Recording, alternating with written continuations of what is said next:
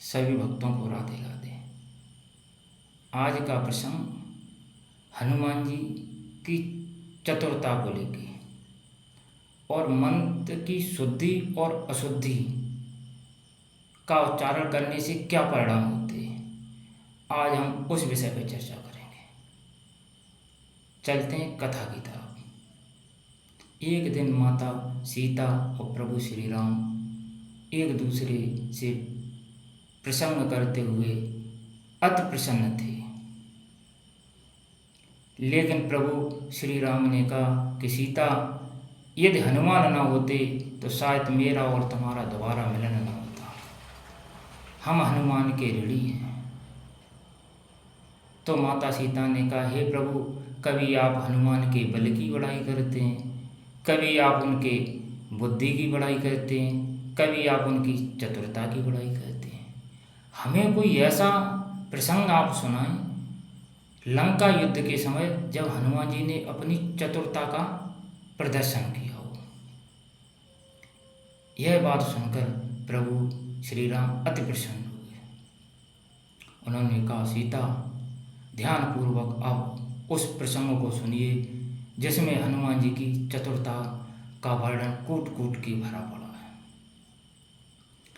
वैसे तो रावण युद्ध हार ही गया था, लेकिन उसकी एक अंतिम इच्छा थी कि हम देवी चामुंडा का यज्ञ करें और देवी से वरदान प्राप्त करें। तो उसने यज्ञ करने के लिए राज्य के सभी ब्राह्मणों को बुलाया, विद्वान ब्राह्मणों को, और कहा कि आप देवी चामुंडा का यज्ञ करिए। तो इस बात की खबर वीरवर हनुमान को पता पड़ी। हनुमान ने सोचा, यदि रावण यज्ञ करने में सफल हो गया तो वो युद्ध में अमर हो जाएगा, प्रभु श्री राम उस पर विजय प्राप्त न कर सकेंगे। अब हनुमान जी को रात्रि में चैन कहाँ पड़ने वाला था। भक्त होना चाहिए तो हनुमान जी जैसा होना चाहिए। स्वामी को इतनी चिंता नहीं, लेकिन भक्त को बहुत चिंता थी।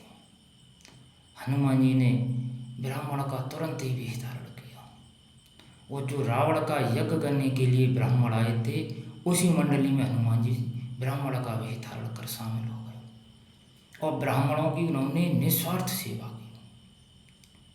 उनकी सेवा से खुश होकर ब्राह्मण बोले, हे महावीर, हम आपकी सेवा से अति प्रसन्न हैं, आप हमसे कोई वरदान मांग लें। हनुमान जी ने कहा, मुझे वरदान की कोई आवश्यकता नहीं। ब्राह्मण देव, मुझे वरदान नहीं चाहिए। लेकिन ब्राह्मणों का बार बार अनुरोध करने पर हनुमान जी ने कहा, यदि आप देना ही चाहते हैं तो आप जो रावण का यज्ञ करने आए, उस यज्ञ में जो मंत्र आप पढ़ेंगे, उस मंत्र में मात्र एक अक्षर आप परिवर्तन कर दीजिए। बस हमें वरदान स्वरूप यही चाहिए। ब्राह्मणों ने कहा, हम आपको वरदान देते हैं, रावण के मंत्र में हम अवश्य अशुद्धि पैदा करेंगे। अब माता सीता की जिज्ञासा बढ़ी। माता सीता बोली, हे प्रभु, वो मंत्र हमें बताइए जिसमें हनुमान जी ने फेरबदल करवाया था। तो प्रभु श्री राम कहते हैं, हे सीते, अब उस मंत्र को आप ध्यानपूर्वक सुने। वह ये मंत्र था, जय त्वमेव देवी चामुंडे, जय भूतातिहारिणी, जय सर्वगते देवी, कालरात्रि नमस्तुते। वह मंत्र यह था। इस मंत्र में भूतार्थहारिणी की जगह ब्राह्मणों ने भूतार्थकारिणी कर दिया। हा की जगह का शब्द का प्रयोग कर दिया, का अक्षर का प्रयोग कर दिया। भूतार्थहारिणी का मतलब सभी की पीड़ा को दूर करने वाली देवी, और का अक्षर लगने से उसका अर्थ बदल गया। भूतार्थकारिणी का मतलब है सभी को पीड़ा देने वाली देवी। बस एक हा अक्षर की जगह का अक्षर लगवा दिया उन ब्राह्मणों से। मंत्र का प्रभाव बदल गया। जब ये बात रावण को पता पड़ी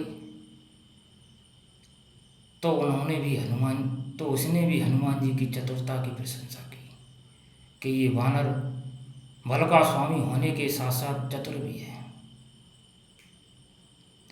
यह प्रसंग सुन माता सीता अति प्रसन्न हुई।